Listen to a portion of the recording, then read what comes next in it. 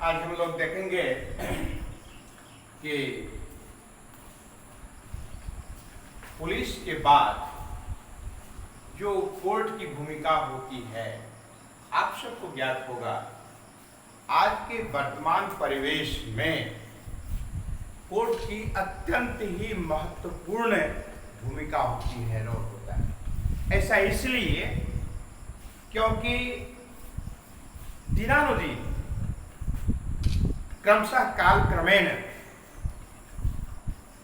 लोगों में जो टॉलरेंस कैपेसिटी है, सामाजिकता है, अपनापन है, आपसी सौहार्द है, इन सारे गुणों में धीरे धीरे ह्रास होते जा रहा है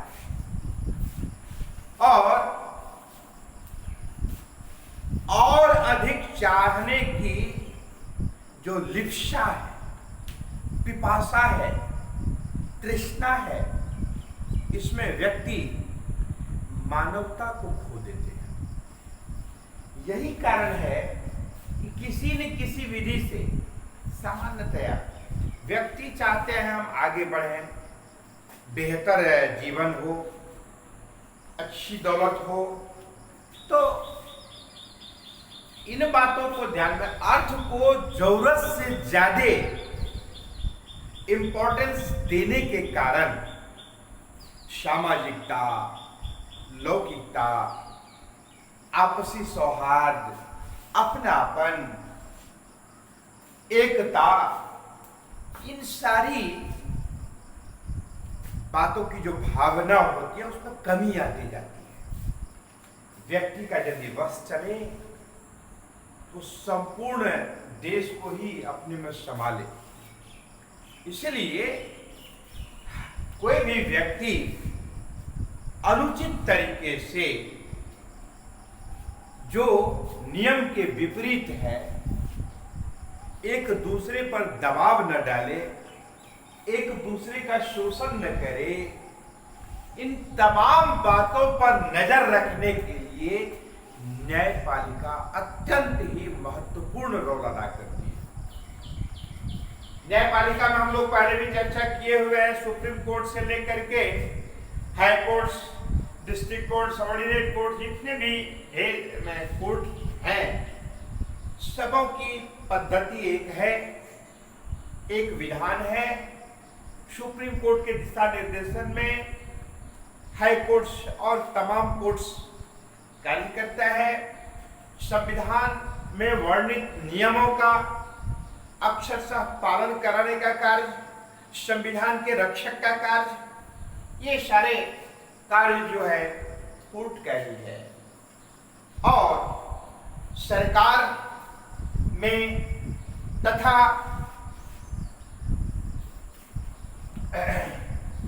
विधायिका में विभेद न हो, तनाव नहीं हो, उस दोनों को भी कंट्रोल, नियंत्रित करने का कार्य व्यक्ति व्यक्ति के बीच में, व्यक्ति समाज के बीच में, व्यक्ति राष्ट्र के बीच में, विभिन्न राज्य और केंद्र के बीच में, एक तमाम प्रकार के जो विवाद की स्थिति पनपती है, उन सारी बातों पर नजर रखने का कार्य, निष्पादन करने का कार्य, तालमेल बैठाने का कार्य, उचित अनुचित की वस्तु स्थिति को स्पष्ट करने का कार्य, ये सारे का सारा कार्य कोर्ट का ही होता है।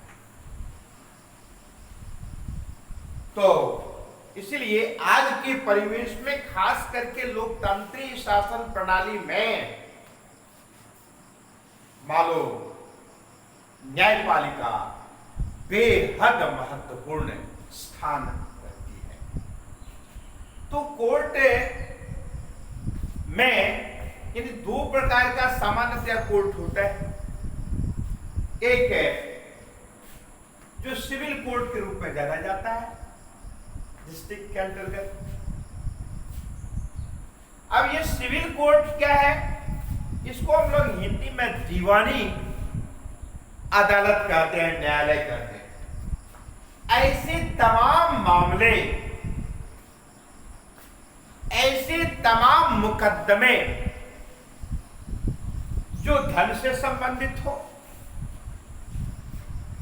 संपत्ति से संबंधित हो, ये सारे के सारे मामले, मुकदमे, शादी विवाह, विच्छेद आदि, ये सारे के सारे मामले सिविल कोर्ट के अंतर्गत आ जाते हैं। यानी ऑल मुकदमा जो है ये सिविल कोर्ट में उसको टेक अप किया जाता है, उसका निष्पादन किया जाता है। इसके ठीक विपरीत दूसरा जो कोर्ट होता है डिस्ट्रिक्ट लेवल में, वो क्रिमिनल कोर्ट कहलाता है। इसमें मार पीट, खून खराबा, हत्या, अपहरण, बलात्कार, ये सारे के सारे मामले ये क्रिमिनल कोर्ट के अंतर्गत आता है। ठीक है, तो अब है कि कोर्ट में मामला जो आता है, जो प्रक्रिया है, जो विधान है, हमने पहले पुलिस को स्पष्ट किया था पिछले दिन।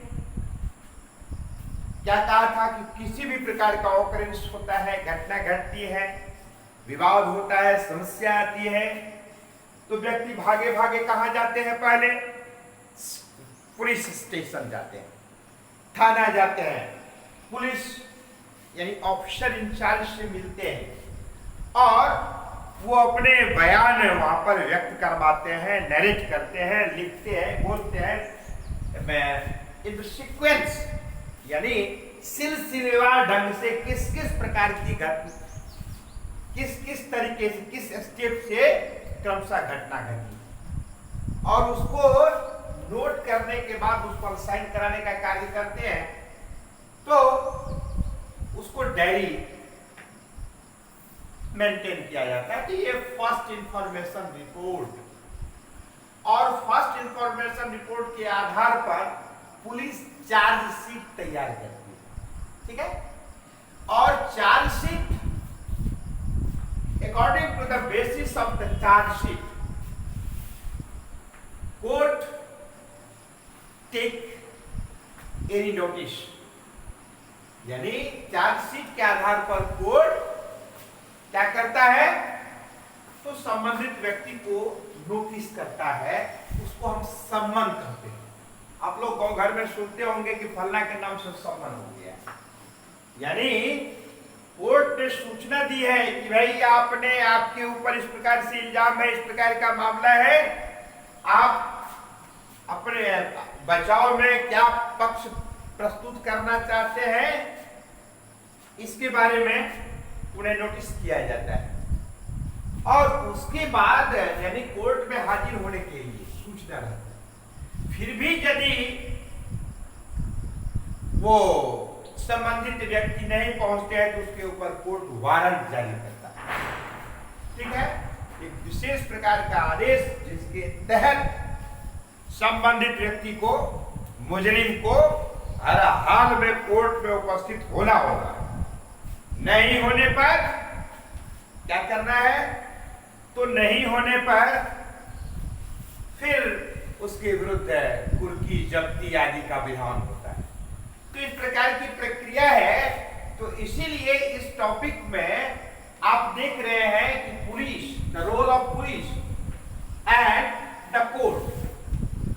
इसलिए फर्स्ट स्टेज में चूंकि पुलिस के द्वारा वहां से प्रक्रिया शुरू हो जाती है और according to the basis of FIR and the chargesheet court क्या करता है? तो उस पर आगे की कार्रवाई करता है। तो इस तरह से आपने देखा कि कोर्ट का आज के परिवेश में बहुत ही महत्वपूर्ण स्थान है और जितने भी मामले मुकदमे आते हैं उसका निपटारा करने का कार्य कोर्ट करता है, न्याय दिलाने का कार्य कोर्ट करता है। तो इसमें यह भी हम लोग स्पष्ट किए कि दो प्रकार का केसेज होता है। एक इसको का यानी कि अदालत दो प्रकार का, पहला कि दीवानी अदालत, ऐसी अदालत जिसमें विभिन्न प्रकार के संपत्ति आदि का विधान हो, जो संपत्ति से धन से जुड़ा होता है मामला है उसका, उससे संबंधित जो मुकदमे होते हैं उसका निष्पादन सिविल कोर्ट के माध्यम से होता है। फिर उसके बाद आपने देखा क्रिमिनल कोर्ट, यानी ऐसा कोर्ट जिसमें मारपीट, खून खराबा, फर्जरी, चीटिंग, चोरी, डकैती, हत्या आदि का मामला होता है, वो क्रिमिनल कोर्ट का होता है। अब याद रखेंगे आपके मन में जिज्ञासा होती होगी, जिला स्तर पर जो न्यायपालिका के सर्वोच्च कोर्ट के जो सर्वोच्च अधिकारी होते हैं उनको हम किस नाम से जानना चाहिए। तो आपको याद रखना है कि चूंकि कोर्ट के दो प्रकार हैं, एक तो सिविल कोर्ट यानी दीवानी अदालत और एक क्रिमिनल कोर्ट यानी फौजदारी अदालत। तो दीवानी अदालत का जिला स्तर का जो सर्वोच्च अधिकारी होते हैं, न्यायिक अधिकारी, उसको कहा जाता है, उनको डिस्ट्रिक्ट जज कहा जाता है। क्या कहा जाता है? डिस्ट्रिक्ट जज। और डिस्ट्रिक्ट जज के बाद तो एडिशनल डिस्ट्रिक्ट जज भी होते हैं, बड़े बड़े यदि आवश्यकता होती है तो अतिरिक्त जजों की नियुक्ति की जाती है, उनको कहा जाता है एडिशनल डिस्ट्रिक्ट जज, अतिरिक्त न्यायाधीश, जिला न्यायाधीश। और उनके बाद सबऑर्डिनेट सिविल जज होते हैं, फिर और भी नीचे की तरीके होते हैं। ठीक उसी प्रकार से सिविल कोर्ट का जो होता है, सिविल कोर्ट के जो जिला स्तर पर सर्वोच्च अधिकारी होते हैं उसको हम लोग क्या कहते हैं? डिस्ट्रिक्ट सेशन जज कहते हैं। क्या कहते हैं? सेशन जज। अब एक बात याद रखने की है, सेशन जज जो फौजदारी के जिला स्तर के सर्वोच्च अधिकारी होते हैं, वो दीवानी अदालत के जो सर्वोच्च न्यायिक अधिकारी होते हैं, जिनको डिस्ट्रिक्ट जज कहा जाता है, वही आमतौर पर क्रिमिनल कोर्ट के भी जिला स्तर के सर्वोच्च अधिकारी के रूप में कार्य करते हैं। तो वैसी स्थिति में उनका नाम क्या हो जाएगा?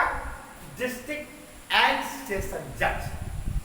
क्या कहलाएंगे? डिस्ट्रिक्ट एंड सेशन जज। यानी क्रिमिनल कोर्ट जिला स्तर पर जो होता है उसके जो न्यायिक अधिकारी, बड़े अधिकारी होते हैं, सबसे बड़े अधिकारी, उसको क्या कहा जाता है? सेशन जज। चूंकि आमतौर पर सेशन जज भी क्या होते हैं? डिस्ट्रिक्ट जज ही होते हैं, इसीलिए उन्हें डिस्ट्रिक्ट एंड सेशन जज के रूप में जाना जाता है। ये क्लियर हो गया। एक और अदालत है जो लैंड रिकॉर्ड से संबंधित है, ठीक है ना, जिला स्तर पर, उसको रेवेन्यू कोर्ट के रूप में जाना जाता है। आप याद रखेंगे, जिला स्तर का जो सर्वोच्च अदालत के रूप में जाना जाता है वो रेवेन्यू कोर्ट, जिसको कंट्रोल करने का, जिसका देख रेख और उस पर निर्णय लेने का कार्य जिला के जो सर्वोच्च अधिकारी होते हैं वो कौन होते हैं? आप सबको ज्ञात है, डिस्ट्रिक्ट मजिस्ट्रेट होते हैं, यानी कलेक्टर होते हैं। इस समय में, इस स्थिति में इनको हम लोग कलेक्टर पद की संज्ञा देते हैं, क्योंकि जिस रूप में जो कार्य होता है उस रूप में उनका नामकरण किया जाता है। क्योंकि all lands revenue and records का जो कलेक्शन आदि का कार्य कहाँ तक हुआ है, नहीं हुआ है, कहाँ पीछे है, पूरे जिला के स्तर पर, ये सारे ओवरऑल देख करने के लिए जो सर्वोच्च अधिकारी होते हैं वो कलेक्टर होते हैं, डीएम होते हैं। इसीलिए क्योंकि कलेक्टर रेवेन्यू से संबंधित होता है, इसलिए इसको हम इस रूप में कलेक्टर के रूप में जानते हैं। और याद रखेंगे कि स्टेट लेवल पर भी ये रेवेन्यू अदालत होते हैं, उसको हम लोग बोर्ड ऑफ रेवेन्यू के नाम से जानते हैं, मतलब स्टेट लेवल पर बोर्ड ऑफ रेवेन्यू। तो इस तरह से आपने देखा कि कोर्ट और पुलिस के बीच में किस प्रकार का संबंध है, क्योंकि ये बहुत लिंक्ड है, जुड़ा हुआ है। आपको मैंने पहले भी बताया था कि कोर्ट कोई भी फरमान जारी करेगा तो उसको फॉलो करने के लिए, उस आदेश को त्वरित क्रियान्वित करने के लिए रिस्पॉन्सिबल, कौन रिस्पॉन्सिबल होगा? तो कोर्ट किसको कहेगा? पुलिस को आदेश देगी, और police according to the basis of the order of court, police duties and ability, यानी न्यायालय के आदेश के आलोक में पुलिस त्वरित कार्रवाई करते, पुलिस के द्वारा त्वरित कार्रवाई की जाती है।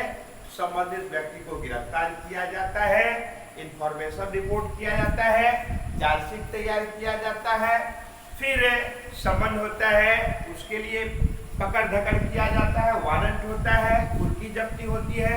सब में पुलिस को ही इन्वॉल्व होना होता है। इसीलिए ये टॉपिक में आपने देखा कि court, role of police and the court, यानी कि पुलिस और कोर्ट के, अदालत के बीच में बहुत ही निकट का संबंध होता है, क्योंकि कोर्ट जो भी आदेश जारी करेगा तो उसको क्रियान्वित करने का कार्य कौन करेगा? स्वाभाविक है, पुलिस करेगी। तो इसीलिए इसका महत्वपूर्ण रोल पुलिस का भी है, और कोर्ट के हर आदेश को अक्षरशः पालन करने का कार्य पुलिस करती है। तो आज के परिवेश में, आज के समय में कोर्ट की महत्वपूर्ण भूमिका है। इसके महत्व को हम लोग नजरअंदाज नहीं कर सकते हैं, और यही कारण है कि व्यक्ति को न्याय, मतलब कोई अनुचित तरीके से दबाव न डाले, किसी का संपत्ति को हड़प न ले, या फिर यूँ कहे कि आताताई न करे। इन सारी घटनाओं पर नियंत्रण करने के लिए, तथा व्यक्ति और व्यक्ति के बीच में विवाद न हो, व्यक्ति और समाज के बीच में विवाद नहीं हो, समाज और संगठन के बीच में विवाद नहीं हो, संगठन और राज्य के बीच में विवाद नहीं हो, राज्य और केंद्र के बीच में विवाद नहीं हो, राज्य और संगठन के बीच में विवाद नहीं हो, विधायिका और कार्यपालिका के बीच में विवाद नहीं हो। इन सारी समस्याओं का निष्पादन करने के लिए न्यायपालिका रिस्पॉन्सिबल है, और वो है बहुत ही व्यवस्थित तरीके से इन तमाम समस्याओं का निष्पादन करने का कार्य करती है। इसीलिए न्यायपालिका मानव, विधायिका और कार्यपालिका के लिए नियंत्रण, लगाम का कार्य करती है, और सही तरीके से अपने अपने उनके कर्तव्यों को निर्देशित करते रहते। कभी कभी तो सुनने में देखने को मिलता है कि केंद्र सरकार को भी जबरदस्त फटकार कोर्ट के द्वारा लगाए जाते हैं। क्यों भाई? कि आपका इस प्रकार का कार्य है, दायित्व है, आपने यहाँ पर उदासीनता बरती है, आपने यहाँ जन कल्याण का कार्य नहीं किया, आपने यहाँ संविधान के नियमों के पालन में उदासीनता दिखाई है। इन तमाम बातों के लिए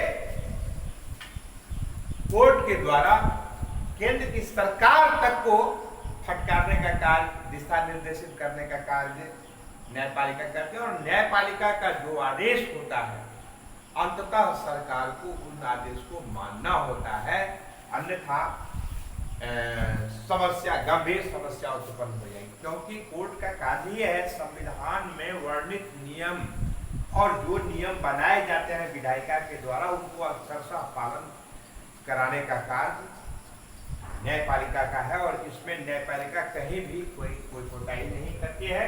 तो इस प्रकार से आज के परिवेश में, खास करके लोकतंत्रीय शासन प्रणाली में, न्यायपालिका का बेहद महत्वपूर्ण रोल है, और न्यायपालिका का आज के संदर्भ में इनकी प्रासंगिकता है, इनका महत्व है, इनके महत्व को नजरअंदाज नहीं किया जा सकता है।